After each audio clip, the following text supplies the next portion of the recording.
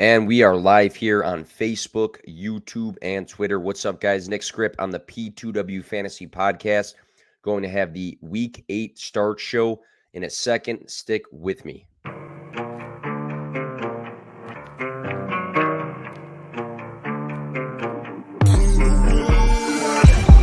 I play to win, no fear to give. I feel but I can't forgive. I go all in this time, yeah, I won't regret. I'll pick the best on trip, they don't understand. I play to win, yeah, I play to win, I play to win. Yeah, I play to win, I play to win. Oh, play to win, I play to win. Yeah, I play to win, I play to win. Welcome into the P2W Fantasy Podcast. Heading into Week 8, the season is flying by. Bunch of stuff to talk about. We're going to recap what happened in Week 7, talk about some favorable starts in Week 8. As always, though, this podcast is partnered up with the Fantasy Points Media Group, which is a branch of Fantasy Points that I also work for. So go check out fantasypoints.com today. One-stop shop for everything you are looking for when it comes to fantasy football. Articles and data, research, DFS content. There's a cool Discord with all the analysts and all the subscribers in it. There's a ton featured all in one spot. fantasypoints.com/subscribe.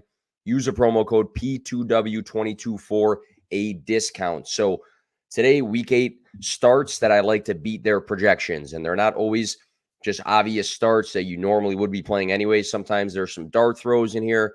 Sometimes there's some guys you might have been juggling for your lineups. But I always want to recap what happened last week. So Week 7, won't go into super, detail here, but I do like to be accountable with the hits and the misses. So Week 7, missed on both quarterbacks, Tua and Matt Ryan. They didn't smoke your fantasy teams. Maybe Matt Ryan did, but Tua, in all honesty, was a guy that didn't have a terrible day, but didn't go above that projection. And that's kind of what these starts suggest, are guys that are going to beat their projections. So those two, not good calls there by me. I mentioned Zeke Elliott having a big week. He did with 17.7. I mentioned Ramondre Stevenson being a must start. He had a huge day, 23.8. Allen Lazard, he left the game for a bit in the third, so we're going to scratch that one. Brandon Ayuk had a real nice game, 15.2 fantasy points. Nico Collins with a groin injury, so we got to wipe that one. And then I mentioned Donovan Peoples-Jones, Evan Ingram, Gerald Everett, who all were right around their projections. So not necessarily misses, not necessarily hits, but guys that were just okay if you needed a flex player or a tight end for that given week. Sometimes 10 points for a tight end is all you really need to have that lineup boost that that doesn't burn you, because we see all these weeks with tight ends sometimes that they score 15 one week and then 2 the next week. So having a 10-7 from Evan Ingram and an 11-3 from Gerald Everett wasn't, this huge boost for you, but also didn't kill you. So let's start with the quarterback position for this week. If you guys are in the YouTube chat, I'll throw stuff on here and, answer any questions you guys might have. But first guy I want to mention for this week, Kirk Cousins versus Arizona. So again, going through starts of the week that I like to beat their projections and help your fantasy teams. Try not to be as obvious as possible. I try to hit a couple guys in each position here. We got 2 quarterbacks today, and then we'll fly through the rest. But Kirk Cousins versus Arizona. Number 8 is their defensive number, Arizona. They're number 8 in points per game given up to the quarterback position this year for fantasy, and also number 8 in passing yards per game given up. 9 touchdowns in 6 games played for Kirk Cousins shows some upside there. 43 attempts in the red zone has him number 4 for the quarterback position, and he did have that bye week. So that's another great sign for opportunities to score more touchdowns, being in the red zone often and not just handing it off to Dalvin Cook. Andy Dalton last week just threw 4 touchdowns on the Cardinals. QB 10, he's averaging 17.15 points per game through 6 weeks played. When we're looking at just that window of weeks 1 through 6, the Vikings are coming off of a bye. I like this matchup. It's a good matchup for quarterbacks in general. He's showing some touchdown upside. We love Jefferson. We know that Thielen has some touchdown upside receiving ability to himself there. And I do like Kirk Cousins as a start versus Arizona. And he seems to always be that non-sexy guy to have in your lineup. But I do like him this week to beat what he's projected at. Second guy I want to mention, not as obvious, but Danny Dimes, Daniel Jones versus Seattle. Danny Dimes is QB 9 right now. So the Giants are 6-1. They're having a good season. Daniel Jones is having a pretty decent year as well. It's wild to hear that because their pass catchers have been banged up throughout the season. So hearing that Daniel Jones is a top 10 fantasy quarterback, the Giants are 6-1, but they don't have the most, elite wide receivers right now. I think that says a lot in itself. He's coming off of his best fantasy game on the season with a touchdown in the air and a touchdown on the ground. 107 rushing yards in that specific game. 343 rushing yards on the season right now. That has Daniel Jones as the number 3 quarterback in rushing yards. And I knew the upside was there. I talked about it in the preseason that he was a quarterback that has some sneaky rushing upside. We've seen it in the past with him, but I never really looked at him as a guy that would be number 3 at this point in rushing yards. Obviously, you got, the likes of Lamar Jackson and Jalen Hurts. Justin Fields runs the ball a lot.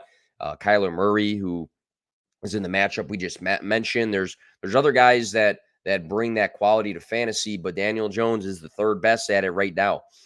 2 games ago, Kyler Murray rushed for 100 yards against the Seattle Seahawks. So Seahawks are number 10 in points per game given up to the quarterback position for fantasy. We got Wan'Dale Robinson, who's healthy right now. Darius Slayton's actually been playing pretty good. Saquon had 4 catches last week. Seattle's had some high-scoring games on both sides of the ball, so I do like Daniel Jones against the Seahawks this week. If you're looking for a guy that maybe is on your bench or maybe is still floating out there on the waiver wire and you're looking for a spot start for this specific week. So we got a ton of comments here. I'm just going to read through some. So just wanted to drop by and say thank you for all you do for the community. You're one of a kind. Much love, my boy Colin Taylor. All love to him, one of my best friends. We want to know what you think about Dak looking basic in his game back. He just got back, so I know there's some guys that are not big fans of Dak Prescott, but we do got to give him a little bit of time to get back. I mean, he's missed a handful of weeks. Curtis Samuel at Indianapolis or Jacoby Myers at the Jets, half PPR. I think I'm going to go with Jacoby Myers. I feel like he's going to have a bit more volume in this game than he did against Chicago. He did have a nice big play against Chicago, but he's been a guy I've been personally wrong against so far this season. I think that just is one of those, hey, I thought it was going to go one way. Jacoby Myers looked another way, and I'll admit that I'm wrong at times, Schultz versus Chicago or Gesicki versus Detroit. So Gesicki's actually picked his game up, but I like Schultz coming back into the flow of things. I think off the top of my head, because I'm reading questions that are live right now, I think off the top of my head, he was slowly getting back from injury and then 5 targets last game. And he's been a guy that last season got a ton of volume. So I think the closer he is to being 100%, the more likely that he's going to see more consistent volume in that offense. Running backs, Henderson or Gus. I check first on the Henderson. I think today he popped up on Sleeper as being questionable now. I think both guys should see plenty of work in their matchups. Gus obviously had a really nice game. We do factor in, though, they're playing the Buccaneers. They might have to throw more against the Buccaneers. They're not the easiest of run defenses. So in a perfectly healthy world, I actually might lean Henderson on this. Should I trade Pittman for Najee and Goddard in a deep PPR league, 16-man? My starting tight end is Hill, and I'm 3-4. If you're depleted at running backs, I would consider it, even though Najee Harris has been pretty bad this season so far. You do have Taysom Hill, who is just like a dart throw right now. He could have a rushing touchdown of 40 yards, or you can get 0.5 fantasy points on any given day. So I feel like I like Pittman the best out of everybody in this trade. So maybe I would look to maybe address a more consistent running back and then a tight end if there's another team out there that loves Pittman and says, hey, I really need that wide receiver for my team. So some good questions there. We're going to go back to the starts. We talked about the quarterbacks already.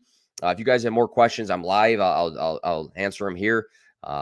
Improvise. We won't have the matchup stats necessarily in front of me, but always free to answer some questions here. But week 8 starts. We'll go to the running back position. And again, if you're tuning in, it's guys that I like to beat their projections. So I have to talk about Tony Pollard versus the Chicago Bears, my Chicago Bears. I'm wearing the Chicago Bulls jersey as we speak for you guys that might be listening in the car later this week. But a few hours ago, so I'm speaking on Wednesday, a report came out that Zeke is likely to miss week 8 dealing with a sprained right knee. So Pollard has shown some rushing efficiency with his work. He's had games of 4.78, 8.08, 10.754, 6.92 yards per carry. Those are examples of what he's done this season. Obviously, that can change once you have more touches. So when a guy's running the ball only maybe 8 times, you would expect that he might have a little bit more efficiency than a guy that might be running the ball like 20 times. A few games of flex-worthy points this season. Week 2, 19.8. Week 5, 14.6. Week 7, 12.9. We're looking at a guy that might be a workhorse versus Chicago with no Zeke. The Bears are number 8 in points per game given up to the running back position and number 3 in rushing yards per game given up. Ramondre scored a touchdown on them last week and had 8 catches. Brian Robinson scored on them the week prior and combined with Antonio Gibson for 95 rushing yards. Dalvin Cook for 94 and 2 touchdowns, 140 6 rushing yards on the ground for Saquon Barkley, 80 rushing yards and a touchdown for Dameon Pierce. It's a good matchup for running backs just in general. I'm admitting this as a Bears fan that running backs against the Bears are a good start. Pollard set up nicely to be a good piece in your lineups this week. You have to start him. There's no reason at this point. I almost want to say it doesn't matter who you have on your team. There's no reason a roster Tony Pollard and then the week Zeke is out, you don't play him, especially when it's against a good matchup versus Chicago. So Tony Pollard must be in your lineups this week. Along with another guy, too, I want to talk about because I was super fucking happy that he was practicing in full. He looks healthy. I'm a huge truther. I'm an OG truther of DeAndre Swift. He plays the Miami Dolphins this week. And I want to talk about him because you'll see maybe floating out on Twitter or maybe through some other content or podcasts and things like that, that people might say he's missed a lot of time. I'm hesitant to start DeAndre Swift. I don't know what his workload is going to look like.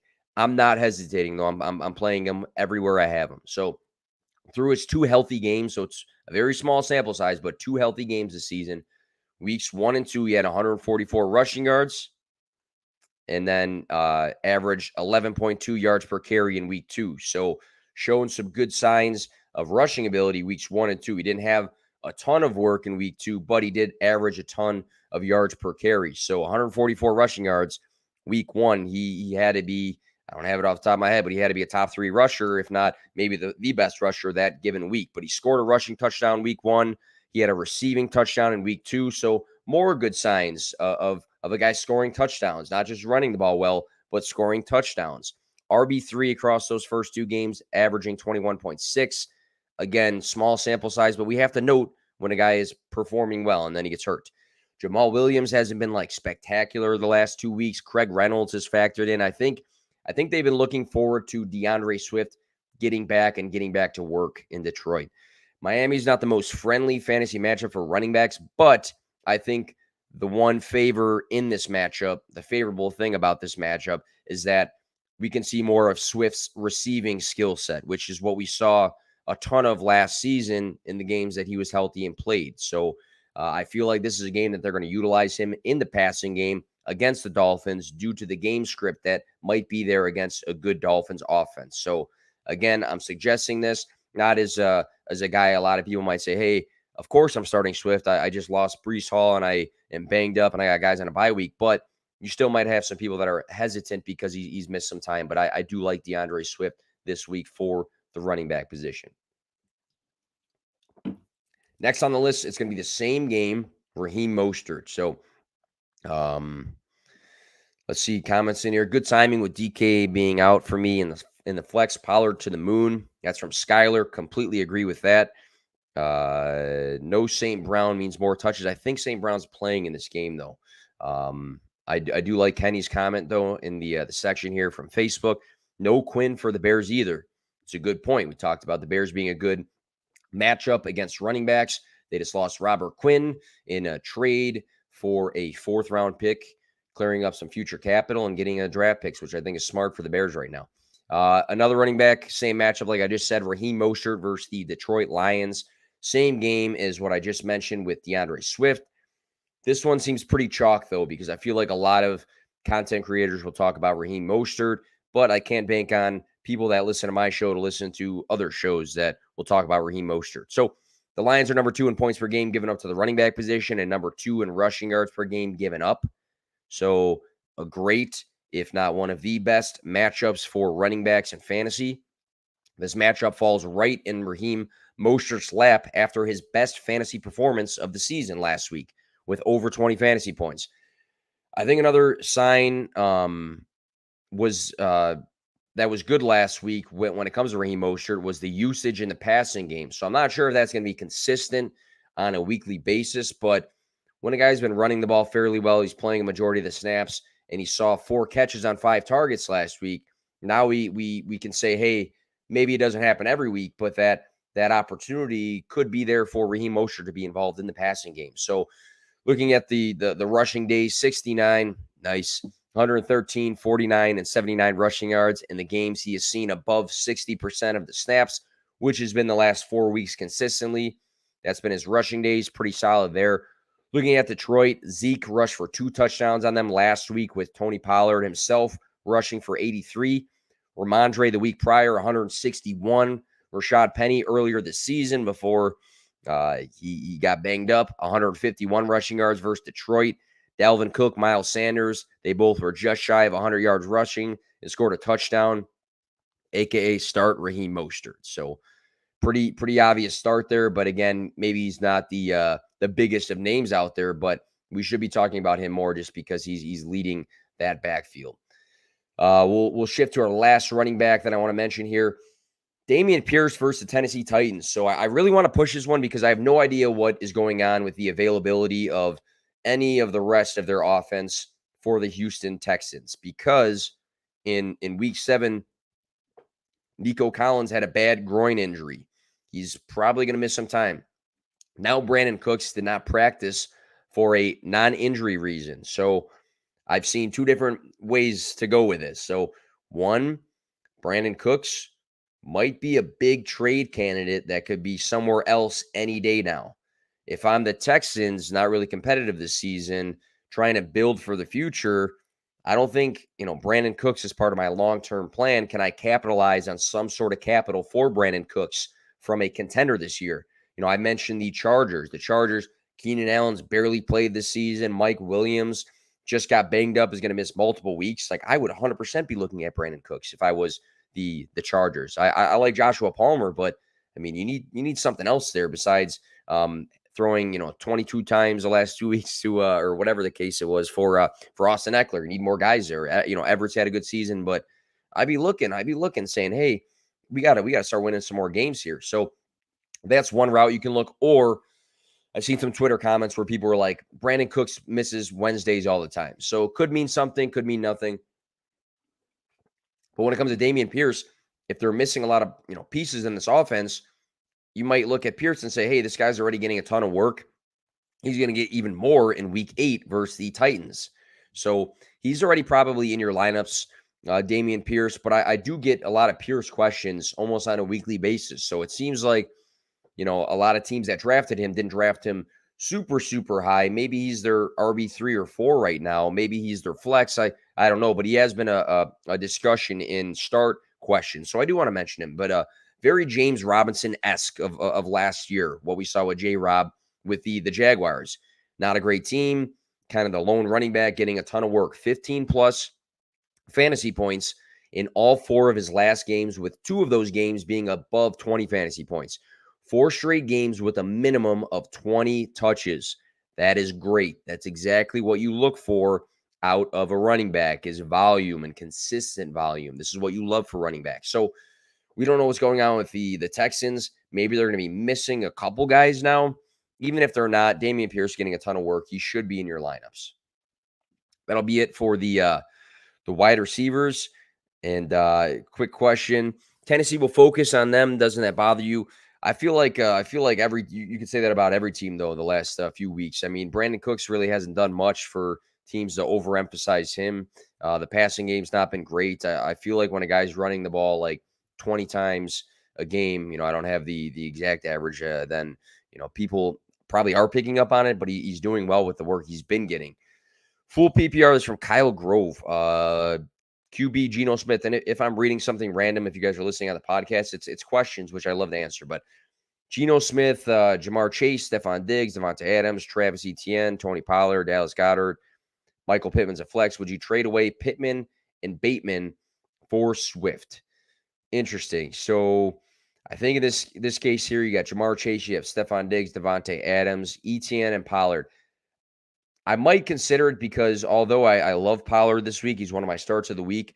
I will also mention, though, that I don't know if I'd be, super excited about having him as my second running back every week, unless we hear that Zeke is going to miss a handful of weeks. Then you might be more comfortable. But if, knock on wood, nothing happens to ETN or Pollard, if one of those guys goes down, then it looks pretty bleak right there. So I'd consider it. It really depends on what your bench spots, look at. But I think you do make this trade because, again, you're looking at already having Chase, Stephon Diggs, Adams in your lineup.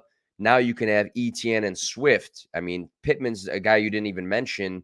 You did mention he's your flex play. Now you're trading your flex for a starting running back on a weekly basis.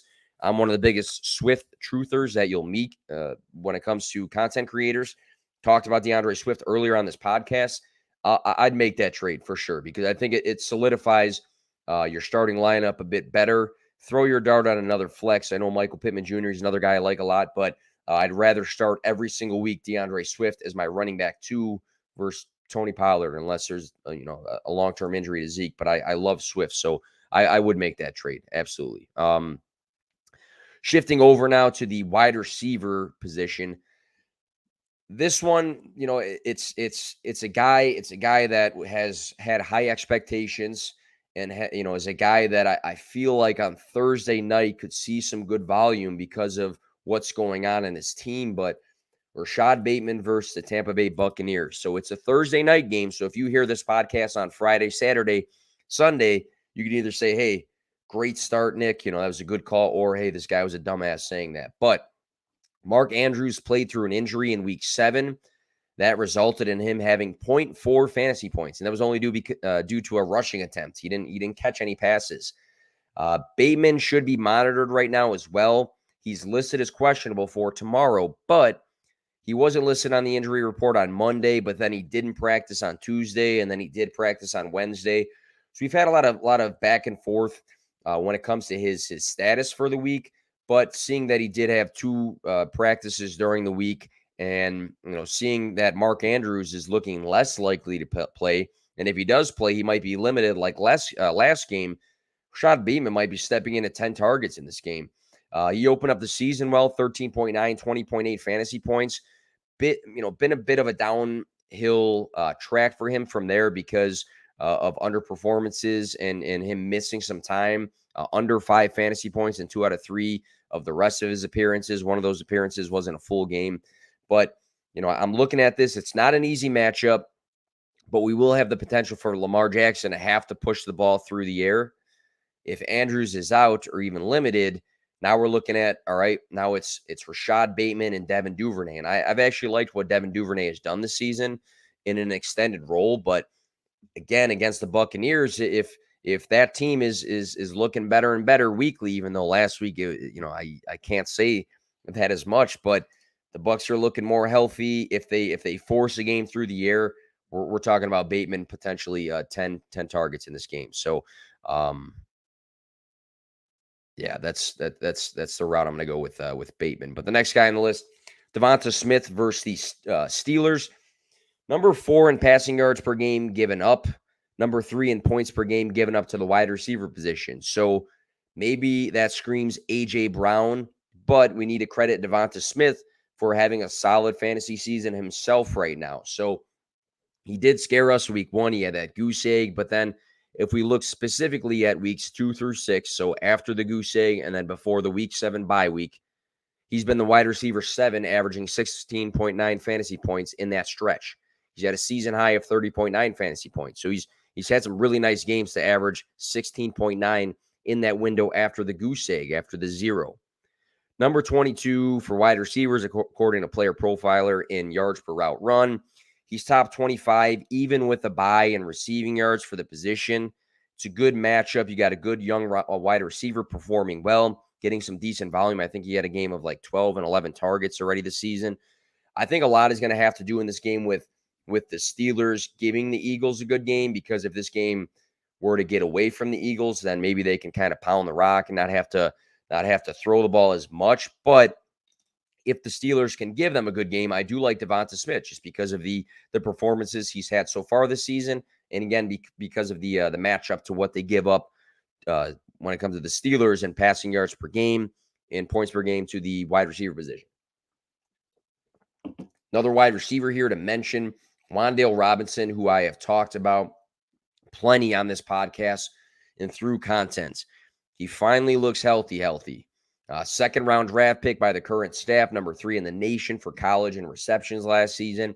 Head coach Brian Daboll of the Buffalo Bills, or the head coach of the New York Giants, Brian Daboll, last season as the offensive coordinator, really pushed the slot position. And I feel like that kind of trickles over to Daniel Jones, who has had a little bit of a history of using the slot himself. But with Brian Daboll being the head coach now of the Giants and having that history of using slot wide receivers in Buffalo with Josh Allen, you saw Cole Beasley be heavily targeted for 3 seasons straight. I feel like a lot of those things kind of fall into place for Wan'Dale Robinson with the Giants here. So again, this current coaching staff went after him in the draft.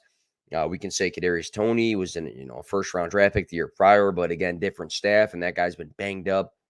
I've been saying that Wan'Dale Robinson has the potential to be the Giants wide receiver 1, the true chance to lead that team in targets right now. A good sign, or 2 good signs upon his return, was week 1 of his return, which was week 6. He found the end zone. He scored a touchdown. Week 7, he saw a cool 69% of the snaps after only playing in 29% of the snaps the week prior and had 8 targets. So his first 2 games in action, Wan'Dale Robinson found the end zone in one, and then in the second one had 8 targets in his second NFL career game. It's a great sign. So Seattle's not giving up the most points per game to the wide receiver position in general, but I feel like there's a good chance that Wan'Dale Robinson grows even more in his third game and he can hit 10 targets in this one. So I love the progression going forward. I like Daniel Jones this week as well. I think that Seattle is creating games where both teams are scoring a decent amount of points. So Wan'Dale Robinson is a guy that I feel like you can flex this week.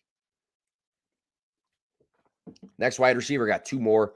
And again, these last 3 I'm mentioning, Wan'Dale Robinson, and then the next 2 are not the most obvious of guys to start in every lineup. So I want to make sure again that, hey, I talked about, earlier I talked about Devonta Smith. Now I'm going to talk about, some less started guys as the podcast goes on. But Darnell Mooney versus Dallas. So I know a lot of people still, even with the offense looking better, are anti-Bears offense. But I want to mention Mooney because he's gradually getting back into that flex status. Gradually. 2 out of 4 of his last games played, he's had like 13-ish fantasy points.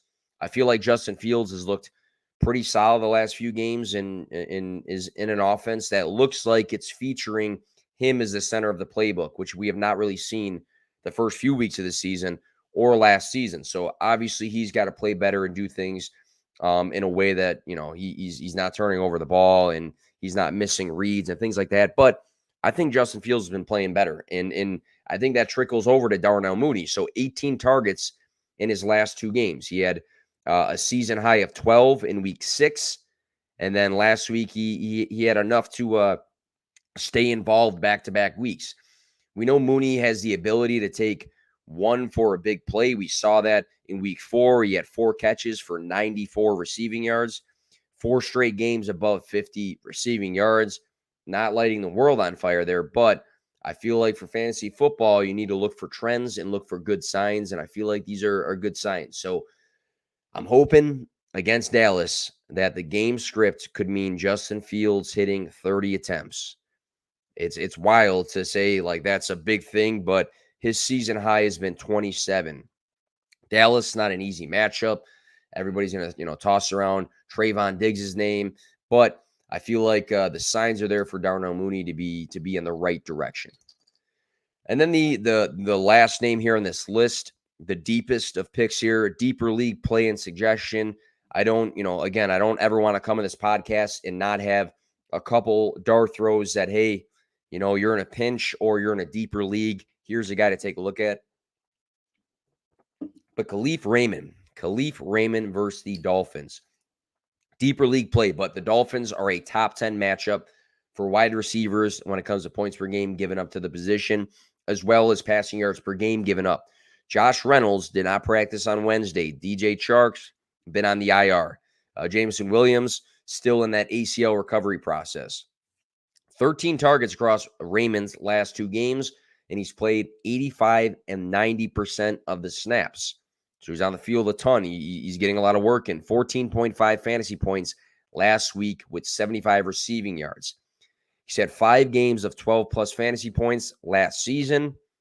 Now we've seen another one this season when he's getting work. So again, that's flex territory if you're needing it. And for a guy that does fairly well for fantasy, not 20-point performances on a consistent basis or anything, but does fairly well when he's getting the work. We just saw it last week. So Amon-Ra St. Brown, I believe, should be a go in this one. But I feel like, Raymond being the wide receiver pair here against a strong offense is something that is intriguing to me, especially when it comes to a game script that's going to make Goff throw the ball a decent amount. In Goff, regardless if some guys want to hear it or not, it's actually looked pretty decent this season. And Khalif Raymond looked pretty decent last game. So with other guys being banged up for the wide receivers, maybe Swift gets a big bump like I talked about earlier. Maybe it's Hawkinson, but keep your eye on Khalif Raymond in deeper leagues. So the last portion of the show, looking at streaming tight ends. I should rename what's on the screen here to streaming tight ends.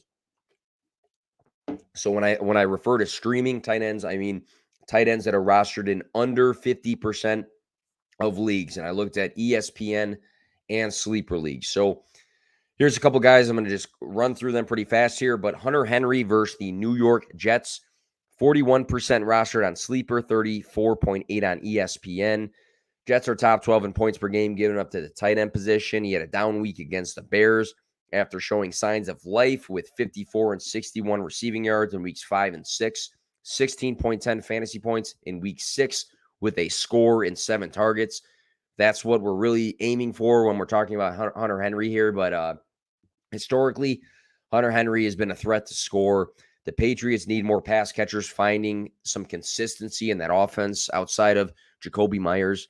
We see random good things out of like Devontae Parker and Thornton and Aguilar, but we need somebody else to be a little bit more consistent in this offense. And seeing in week 6 him have 7 targets and score, we're kind of banking on him doing one of those 2 things. If he scores a good touchdown in this one, that can be enough with like 2-3 catches to be a good start for the week. If he has 7 targets again and has a good receiving yard day, then again, he's worth that stream. So Hunter Henry versus the New York Jets.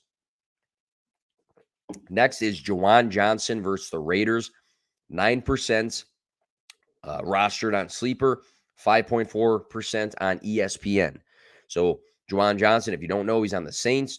Back-to-back weeks playing 74 and 78% of the snaps. Adam Troutman's been banged up, so that kind of gives him a boost there. But 11 targets across these 2 weeks, 8.1 and 20.2 fantasy points the last 2 games. 2 touchdowns last game. So showing signs of upside in the touchdown category. And he's getting some decent targets on a team that's been struggling with health. It's been Chris Olave and guys like Marquez Callaway, and you're looking at veterans like Michael Thomas and Jarvis Landry, and you're putting the milk carton to the screen saying like, have you seen this man? Because these guys have been injured. So he gets a boost because of the lack of availability of other guys in that system for the New Orleans Saints. Raiders are the 4th best matchup for tight ends. So they give up 16.6 points per game to the position. Top 4, so number 4 in points per game given up. So giving up a ton of points to the tight end position, the Raiders. Back-to-back weeks of playing at a high snap percentage for Juwan Johnson.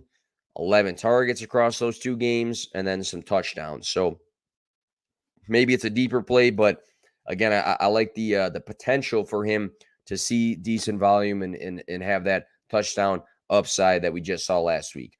Last guy you have to mention is Greg Dulcich, the tight end for the Broncos versus the Jacksonville Jaguars. 20.5% on ESPN and 43% rostered on Sleeper. 2 NFL games under his belt.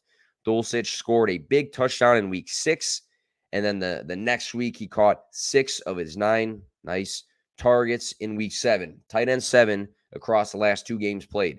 So he's showing signs of being a worthy streamer.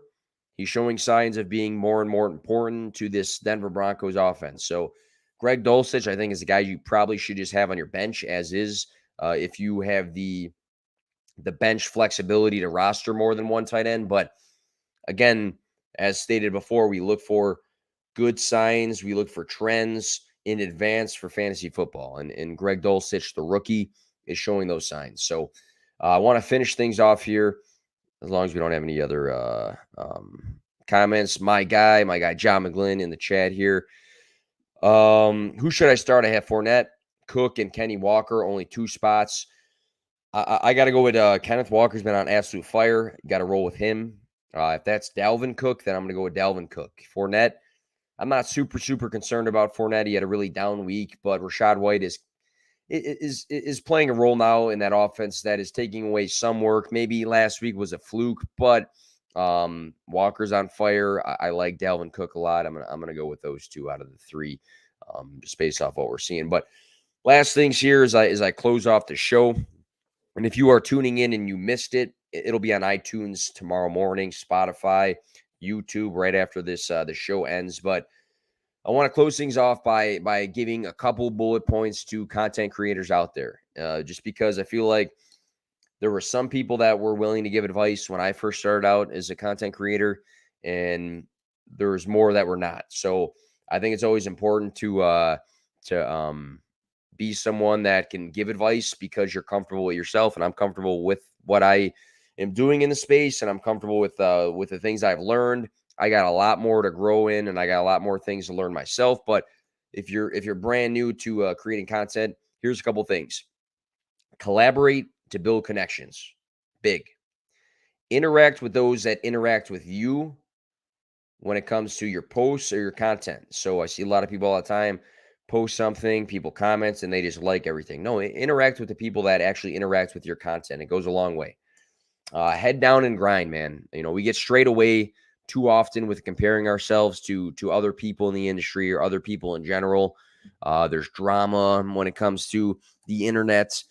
There's ways of being discouraged, etc. But if you keep your head down, right, and just grind on a consistent level while also collaborating and interacting, you'll go farther than you expect. I mean that, but it just comes with consistency, staying in your lane, collaborating, interacting. Be positive about the process. Thank you guys so much for tuning in to the P2W Fantasy Podcast, and good luck